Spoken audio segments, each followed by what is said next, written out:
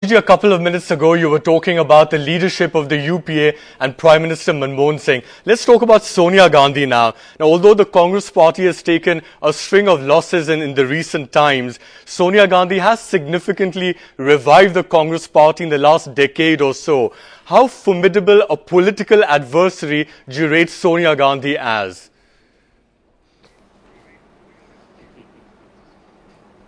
I think Congress party has been a very major party, and it has had many leaders and very prominent leaders, people who have contributed greatly to national politics, to the country also.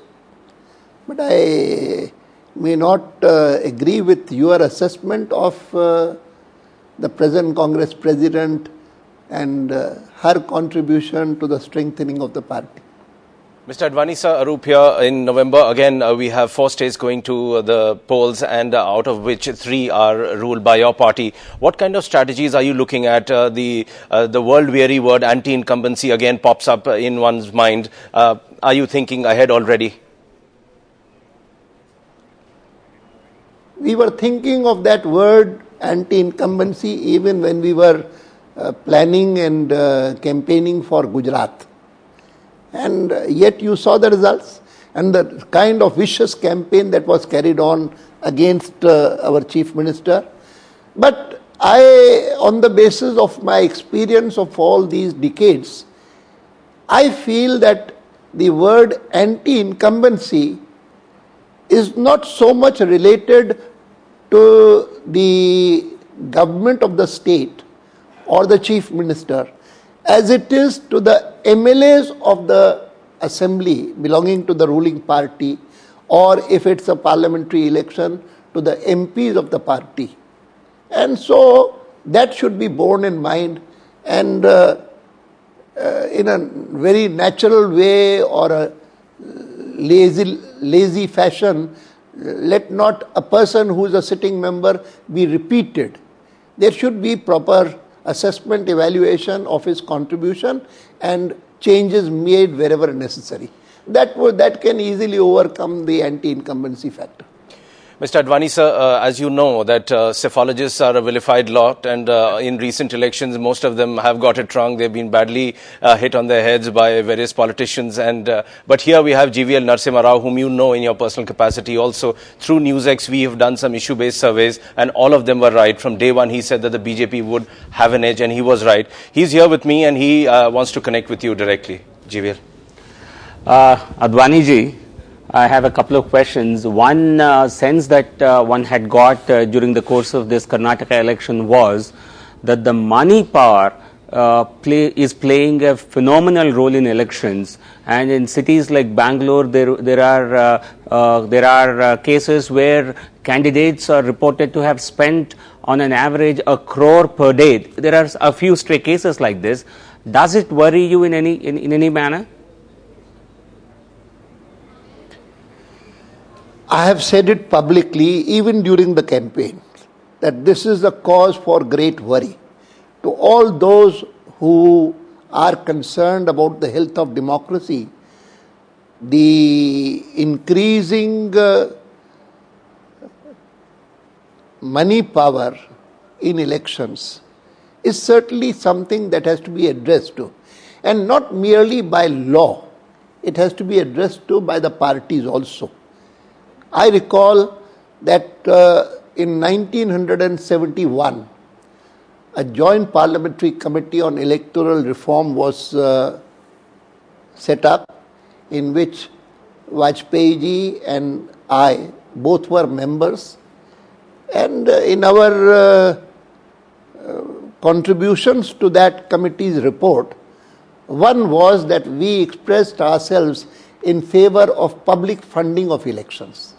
And we expressed concern that the law of ceilings was violated so badly that almost every single legislator, every single member of parliament started his parliamentary career with an outright lie when he swore that he had not spent more than this much amount.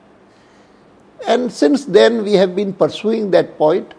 And when you have posed this question to me after the recent elections, I would say that I entirely agree that it is high time now that all political parties and Parliament also thought seriously about ensuring that the cost of elections comes down, and at least political parties and candidates are not subject to the influence of big money bags, big industrialists, big corporations. After your projection as the Prime Ministerial candidate, I think you have already bagged two major victories and in very difficult situations, Gujarat followed by Karnataka. Given these successes, can we assume we are speaking to the next Prime Minister of India?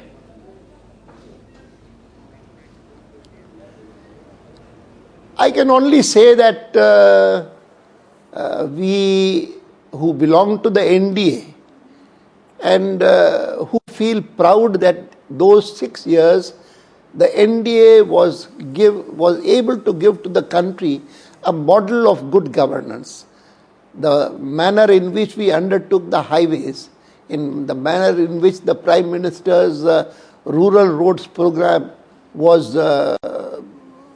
moved ahead, and the kind of connectivity in the field of telephones, telecom that was established, and the Kisan credit card and the Kisan insurance, crop insurance, all such schemes for the welfare of farmers that we undertook, plus the manner in which we improved relations with our neighbors and saw to it that cross-border terrorism was firmly dealt with. All these factors, I think, go in our favor, and the performance of the NDA government contrasted with the dismal performance of the UPA government makes us all confident that whenever the next elections come, the Lok Sabha elections come, the NDA would be given a renewed mandate. Sir, in 1994, your vote share in Karnataka was 17% and you had 40 seats. Now Karnataka is being called BJP's gateway to the south, but it's taken a long time to reach there. If we talk about the other southern states where the situation is not very good for your party, how long do you think it will take for you to be able to get this kind of a mandate there as well?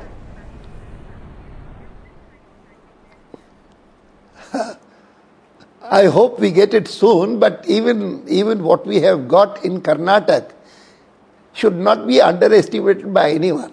After all, in the year 2004, we did not win the Lok Sabha seats. If there was one state which gave us immense satisfaction in 2004, it was Karnataka, where we got 18 Lok Sabha seats out of 26.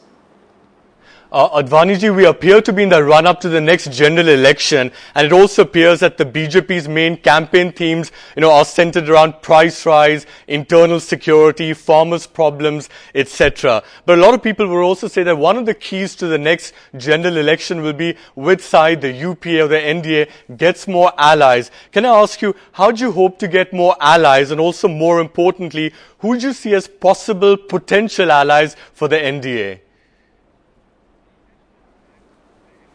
You would appreciate that this is not a question which I would be publicly answering in this manner. There are so many who were our allies, they may not be at the moment, but who may be our allies again.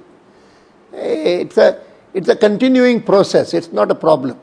Let me just ask you one more thing. I mean, we've seen in recent weeks how the Congress party and the Samajwadi party appear to be getting closer to each other. Do you believe that perhaps the BJP and the BSP could or ought to get closer to counteract this sort of Congress-SP bonhomie?